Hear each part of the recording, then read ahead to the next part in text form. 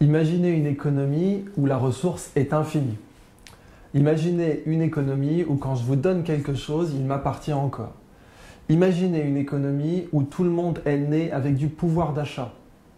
Imaginez une économie où le chômeur a plus de pouvoir d'achat que le salarié.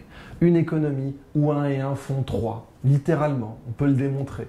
Et une économie enfin qui maximise le pouvoir d'achat des amoureux. Eh bien, tout ça, c'est l'économie de la connaissance, qui est révolutionnaire, qui est aussi différente de l'économie classique que la physique quantique était de la physique classique. On entre dans un autre monde avec des règles très disruptives qui n'ont rien à voir avec l'économie qu'on connaît.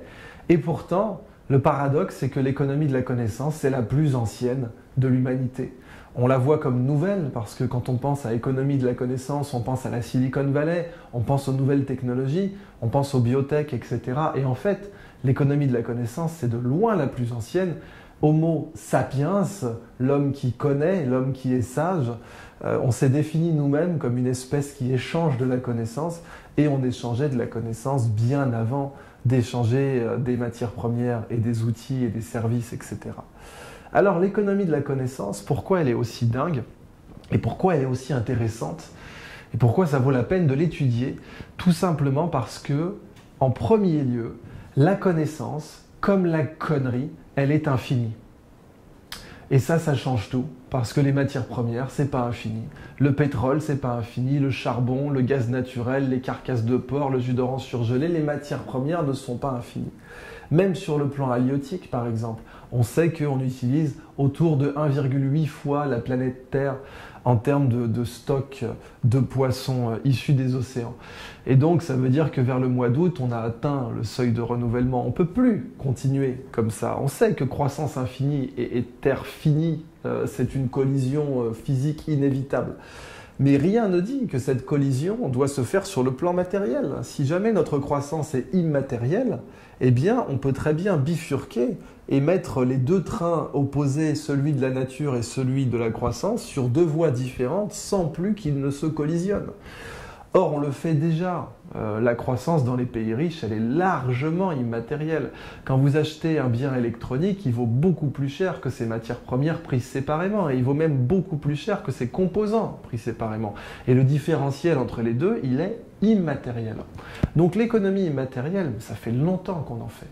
Simplement, quand on se rend bien compte que dans le monde immatériel, la croissance infinie est possible, on a une motivation géniale de faire de l'économie de la connaissance. Et c'est pour ça que Barack Obama a nommé comme secrétaire à l'énergie de son gouvernement, le pays qui consomme le plus d'énergie au monde par habitant, 2 geeks et non pas 2 experts en pétrole. D'abord Stephen Chu, prix Nobel de physique, et ensuite Ernest Moniz, qui est un autre geek, au lieu de nommer des experts en hydrocarbures. Et puis la Corée du Sud, le meilleur exemple selon moi, a eu un ministère de l'économie de la connaissance, tout simplement parce que la Corée du Sud, n'ayant pas de matières premières, n'a pas le choix, c'est innover ou mourir. Du coup, la Corée du Sud, elle exporte 20% de plus que toute la Russie, chaque année, 20% de plus.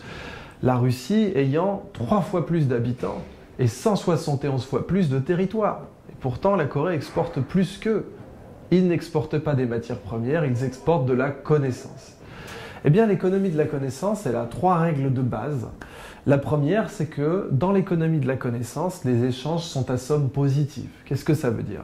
Si je vous donne 20 euros, ils ne sont plus à moi.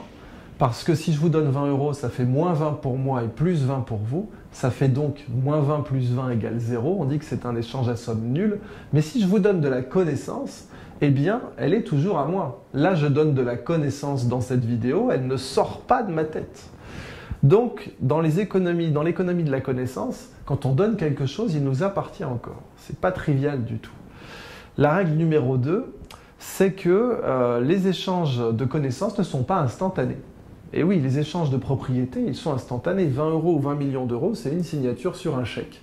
Mais cette présentation, elle prend du temps. Si vous voulez télécharger la connaissance que je transmets là dans mon cerveau, ça vous coûtera du temps. Et enfin, la 3e règle, c'est que les combinaisons de connaissances ne sont pas linéaires. Qu'est-ce que ça veut dire? Si vous mettez un kilo de riz et un autre kilo de riz ensemble, ça fait 2 kg de riz, c'est linéaire, 1 plus 1 égale 2. Mais si vous mettez 1 kg de connaissances et un autre kilo de connaissances ensemble, eh bien ça fera 3 kg de connaissances. Parce qu'à chaque fois qu'on met 2 bouts de connaissances ensemble, il se crée une 3e connaissance. Et ça, c'est assez magnifique parce que ça signifie vraiment que d'un point de vue bancaire, dans l'économie de la connaissance, si vous créditez 2 comptes sur un seul compte, vous créez du capital supplémentaire. Ce qui n'est pas le cas avec de l'argent classique. Mais pour moi, la plus belle dimension de l'économie de la connaissance, c'est la structure de son pouvoir d'achat.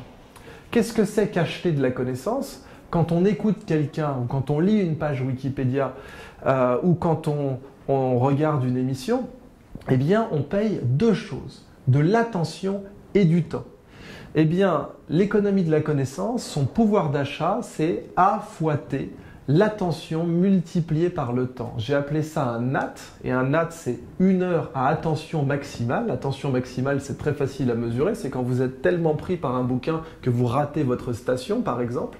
Eh bien, 1 heure à attention maximale, c'est la monnaie de l'App Store du cerveau. Si vous voulez télécharger n'importe quelle connaissance dans votre tête, il faut payer en NAT.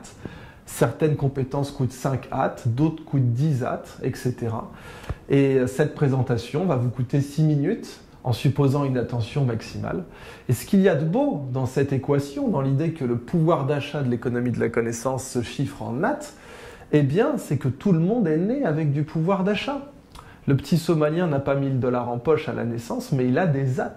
Et puis le chômeur a plus de pouvoir d'achat que le salarié, puisqu'il a un revenu mensuel d'attention et de temps libre supérieur au salarié pour sa consommation personnelle.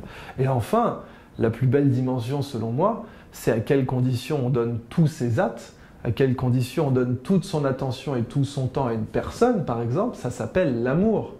Eh bien, si vous êtes amoureux d'une connaissance, vous allez maximiser votre pouvoir d'achat dans l'économie de la connaissance, tout simplement parce que si vous êtes amoureux d'un domaine, vous allez dépenser vos AT sans compter. Et ça, l'école ferait bien de s'en inspirer.